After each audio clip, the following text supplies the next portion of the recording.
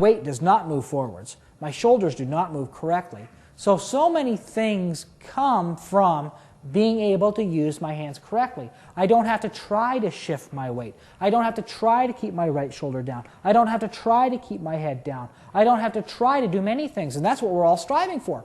So I think what you might find is what I'm saying on the surface may seem complex, but once you hear 2 or 3 months worth of them, you'll start to say it's the easiest thing I've ever heard of, because I've never said try to do things. I say if I do this correctly, all the other things fall into place. So I had to get that. Now notice, I never mentioned anything about my left hand, okay? Because I'm suggesting the whole swing is run by my right hand, right arm. If I get my right hand and right arm moving correctly, then everything else moves correctly too. So I only have to think about my right hand. I don't have to think about my left hand. My left arm is like a piece of rope. My right arm and right hand are doing the whole deal. So I have to learn to make my right hand do it correctly. You know, if there's one thing that caught me more than any other thing, it was this lesson. Am I saying this one thing will change your life? In golf, eventually, yes. Immediately, maybe not. If your arms are working no good, if your body's working no good, this isn't going to cure that. But that's what maybe we work on the next month as we go. I'm not even going to attempt to fix everything one shot at a time, because it can't be done, so why bother trying? So the emphasis is on the hands. Now, I said earlier that 76% of all the potential speed that I can create comes from the educated motion of my hands, not the flipping of my hands, the educated motion of my hands. Okay, so if I get this motion correct, what I'm saying is just do it faster. Just do it faster. The faster you do it, the farther you hit it. It's really cool. The faster you do it, the farther you hit it, which is much easier than trying to time when you're going to do this. Okay, so that's the information part of the lesson. That is what I do. Now I want to get to the point where when you go to the practice tee, I want you to have the ability to know that you've done it, not hope or think that you might have done it, to know you did it. A few years ago, I created a training device which I call the Power Click, which I will show you on the drills that we go to. It's an audible device that I can do for you. And I'm suggesting to you that humans are brilliant, but they've got to have feedback. Because I don't want you guessing. I don't want you having someone's opinion. Did I do it? Didn't I do it? I want you to know you did, or I want you to know you didn't. I don't care, because I know if you know you didn't, I know you will. If you know you did, think of the confidence that you get when you know you did. Think of the confidence you get when you don't have to rely on someone's thought that you might have, or their opinion that you might have.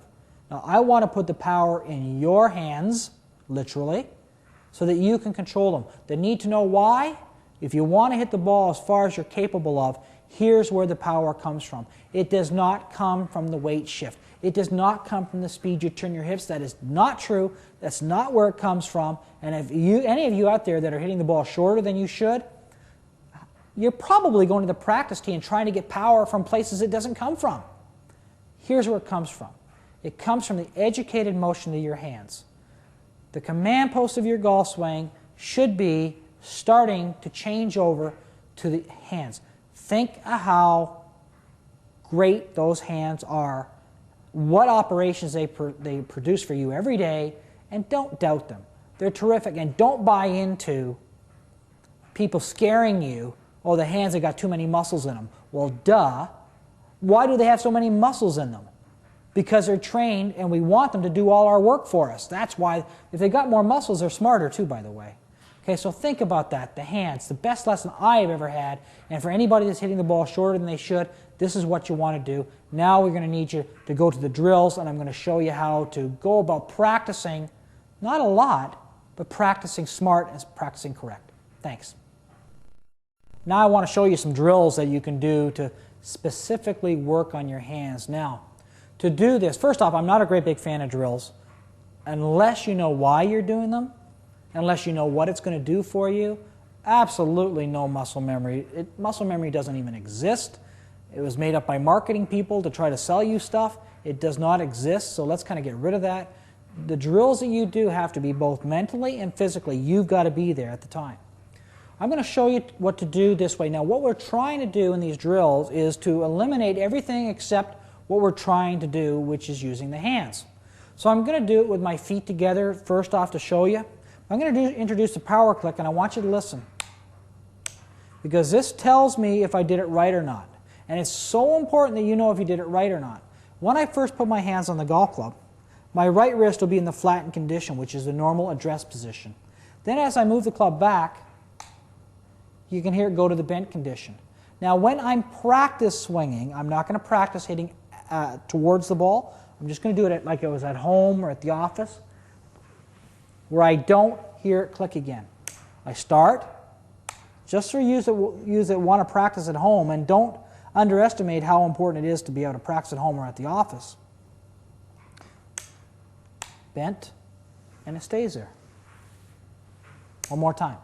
Bent, and then it stays there. When I hit a golf ball, you're probably going to hear it click 3 times. When I start, it'll be the way it should be. My right wrist will be flat. As I go back, I'll hear it click.